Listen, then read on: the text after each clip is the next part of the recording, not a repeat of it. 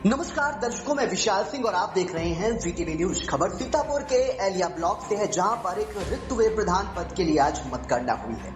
मतगणना में क्या कुछ खास रहा, जानकारी के लिए हम फोन लाइन पर जुड़ेंगे वीटीवी के संवाददाता आफ्ताब आलम जी के पास। आफ्ताब जी, पहले तो जानकारी चाहेंगे कि ये मतगणना आखिर हुई क्यों, क्या कारण है कि प्रधान का पद जो रिक्त हुआ था। जी विशाल जी, एलिया ब्लॉक की ग्राम पंचायत डीडी आलमपुर के प्रधान राजेश कुमार जो थे, उनका बीमारी के चलते निधन हो गया था, जिसके बाद से वहां की जो प्रधान पद की जो पद थी वो रिक्त हो गई थी। जिसके बाद बुधवार यानी 19 फरवरी को ग्राम पंचायत में 5 बूथ बनाकर मतदान हुआ था। जिसके बाद आज का दिन मतगणना के लिए चुना गया था, जिसको लेकर के एलिया ब्लॉक परिसर में आज मतगणना हुई। आफ्ताब, उपचुनाव हुआ था, इसमें कितने प्रत्याशी चुनाव लड़ रहे थे और आज जो मतगणना हुई इसमें किसको कितनी वोट मिली, कुछ जानकारी है क्या?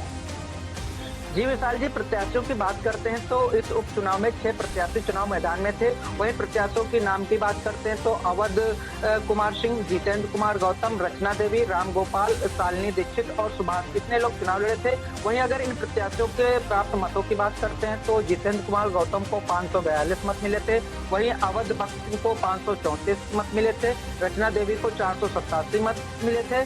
वहीं राम गोपाल जो थे, इनको 44 मत मिले थे। शालिनी दीक्षित को 232 मत और सुभाष को 202 मत मिले थे। ये तो हो गई आफ्ताब जी मतों की बात, लेकिन चुनाव के दौरान क्या कुछ माहौल था और जीत किसने हासिल की है और क्या दूसरे तीसरे नंबर पे कौन आया?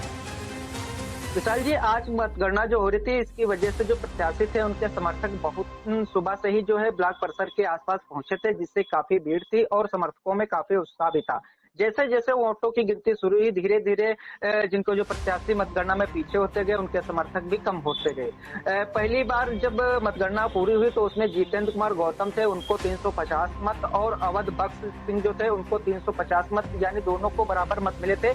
वही जब दूसरी बार रिकाउंटिंग हुई तो उसमें दोनों प्रत्याशियों के मत में जो एक यूनिट निकले।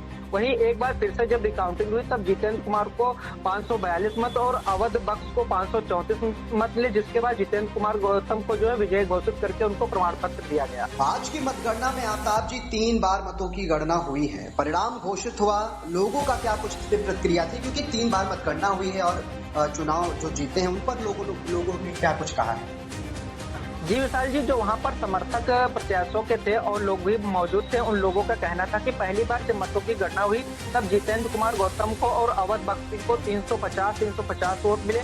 वहीं दूसरी बार जब मतों की गिनती हुई तब दोनों प्रत्याशियों को जो है एक मत इनके जो है इनवैलिड निकले। वहीं जब तीसरी बार जब मतों की गणना हुई तब अचानक 8 वोटों से एक प्रत्याशी को विजय घोषित करना अपने आप में एक बड़ा सवाल है। वही तीसरी बार में इतनी वोट कैसे इनवैलिड निकली, क्या पहली बार में जो वोटों की गिनती हुई थी उसकी गिनती क्या सही नहीं हुई थी, ये भी अपने आप में एक बड़ा सवाल है। वही सुरक्षा की जो बात करते हैं तो पुलिस प्रशासन भी अलर्ट मोड पर दिखा, जिसके बाद शांति व्यवस्था से चुनाव की जो मतगणना थी उसको संपन्न कराया जा सका। हालांकि ये तो प्रधान के चुनाव की मतगणना का मामला था, लेकिन आपको बता दें कि मतगणना जब शुरू हुई तो एक बार में फाइनल नहीं हुआ, 3 बार इसकी मतगणना करनी पड़ी, क्योंकि इसको लेकर के जो अन्य समर्थक हैं, जो लोग हार गए हैं, वो भी सवाल उठा रहे हैं कि आज। लेकिन आपको बता दें कि ये पद रिक्त होने के बाद यहाँ पर 19 फरवरी को चुनाव हुआ था और आज ग्राम पंचायत को अपना नया प्रधान मिल चुका है।